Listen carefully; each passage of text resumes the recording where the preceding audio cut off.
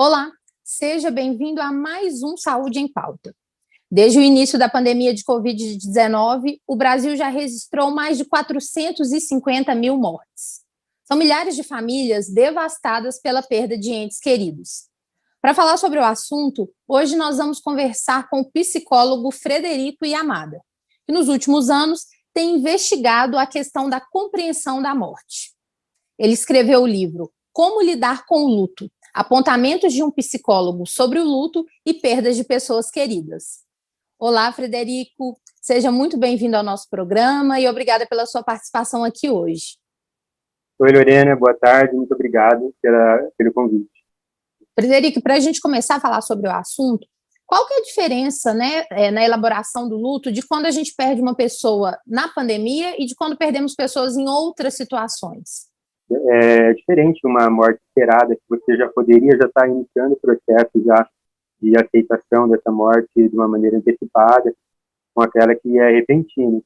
É muito mais difícil para as pessoas poderem elaborar, passar por todas essas fases, compreender e estar em paz consigo mesmo e com a pessoa também, né? Pode acontecer de ter algum tipo de questão mal resolvida com essa pessoa, entre vários fatores psicológicos, culturais, para estar sendo trabalhado em relação àquela pessoa que partiu. Eu acredito que haja uma maior preocupação da pessoa em relação à questão de, por exemplo, pensamento sobre o futuro, como que vai ser em relação ao restante da família, ao restante das pessoas, já que ela perdeu alguém próximo.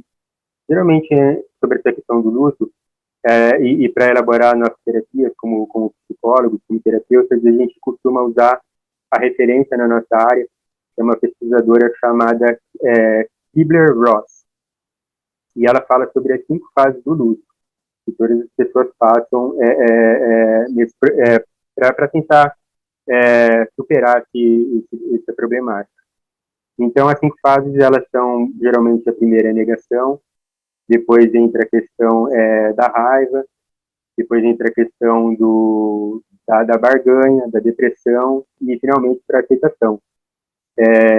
Invariavelmente, todas as pessoas passam por esse processo e eu recomendo a ajuda do psicólogo, que ele vai ajudar a pessoa a elaborar todas essas fases, a entender todo esse tipo de processo que você tem que criar na sua mente para poder retomar a sua vida da melhor maneira possível. Então, de certo modo, a gente pode falar que há um caminho que a mente humana percorre para processar o luto. É claro que haverá situações que são individualizadas, mas e quando saber, Frederico, que esse luto está demasiado demais? Assim, é normal sentir dor, é normal sentir raiva, é normal se sentir triste, mas e quando isso atrapalha a vida, como perceber e como procurar ajuda? Olha, é individual para cada pessoa vai sentir de uma maneira. Algumas pessoas, e eu descrevo vários casos nas minhas pesquisas, no livro que eu trabalhei em cima dele, que eu escrevi. Por exemplo, tem pessoas que elas têm assim, uma espécie de efeito anestesiante no começo.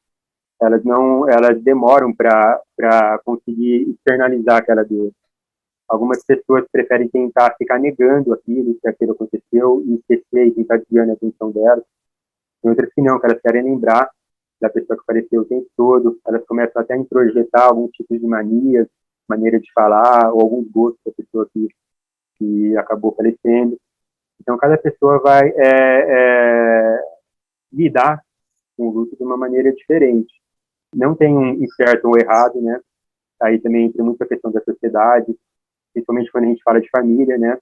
Cada pessoa é uma individualidade, tem o seu próprio tempo, tem a sua própria maneira de externalizar aquilo.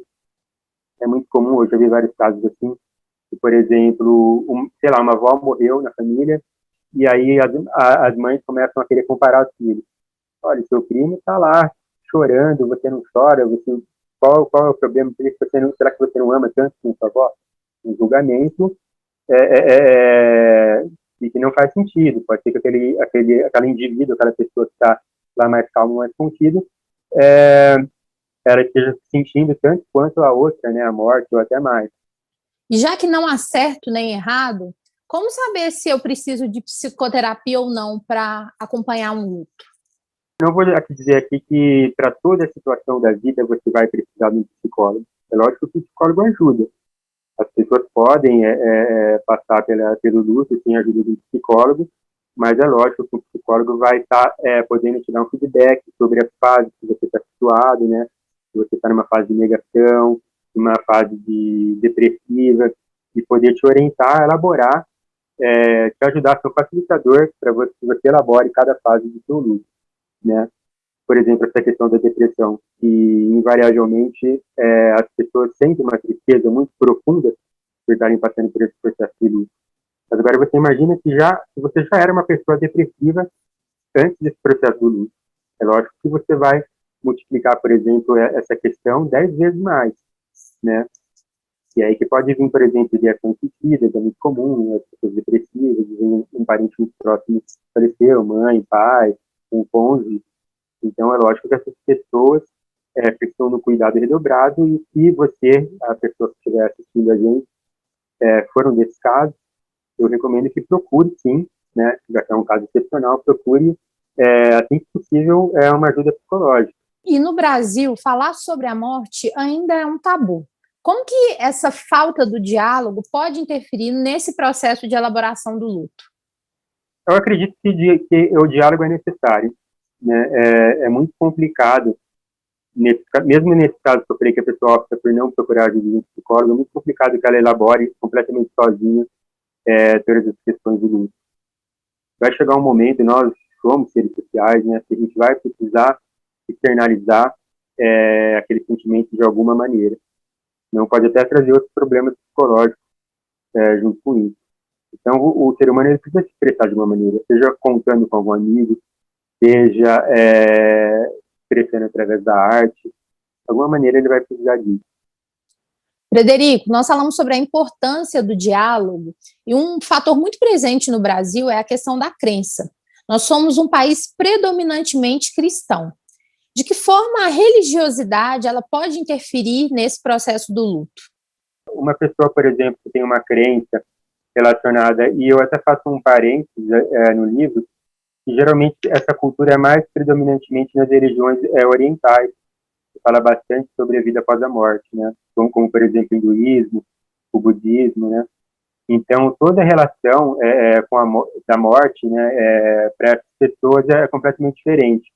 Isso daí vai impactar, de certa maneira, na fase de elaboração do luto e até depois do pós-luto.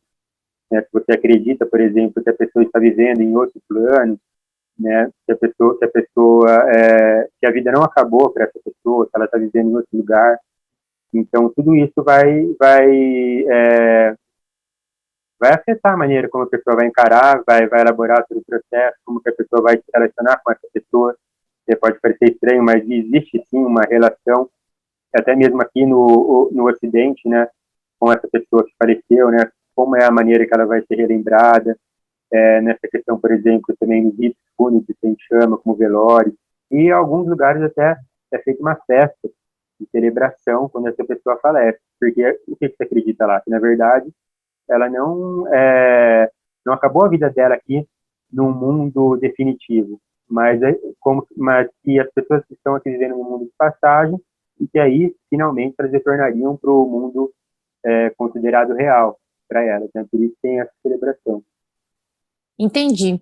Frederico, e para a gente terminar, vamos falar um pouquinho sobre o seu livro. O que inspirou a criação da obra e quais são esses apontamentos do psicólogo, no caso você? Houve uma espécie de coincidências na minha vida para a elaboração desse livro. Se você perguntar para os psicólogos quantos casos chegam de luto para eles tratarem no consultório, eles vão responder para você geralmente 1 ou 2, né? É até um dado que eu dou acredito que infelizmente isso acontece, né? Muito poucas pessoas isso demonstra que o brasileiro ainda tem uma certa resistência em procurar o psicólogo, né? Então, geralmente, chega para a gente 1 ou 2 casos durante o ano para a gente trabalhar em relação ao luto. Mas comigo aconteceu de que vários casos acabaram acontecendo e chegando. Não sei porquê, mas chegaram muito próximos uns aos outros. E na minha vida pessoal também isso acabou acontecendo, de pessoas próximas estarem falecendo.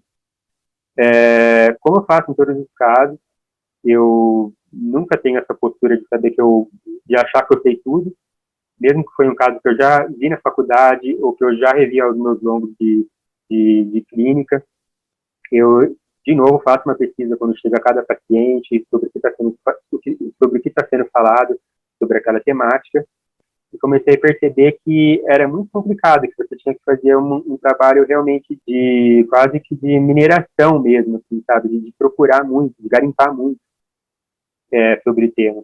Estava muito esparçado os dados.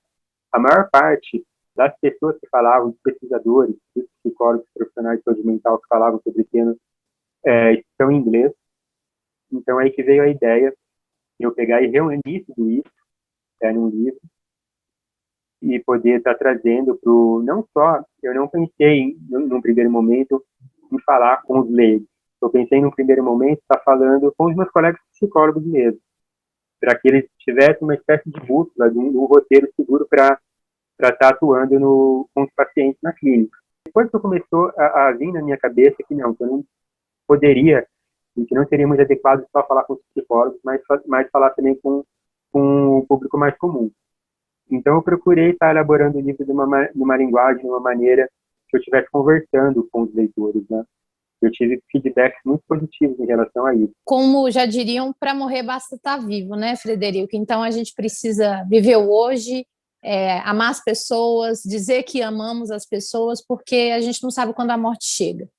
Eu agradeço a sua participação, eu espero que você tenha sucesso aí na divulgação do seu livro e que a gente possa falar mais sobre luto, que a gente possa dialogar mais para que a dor seja mais amena, para que o processo seja mais tranquilo, porque perder alguém que a gente ama não é fácil, mas a gente precisa seguir a vida, né?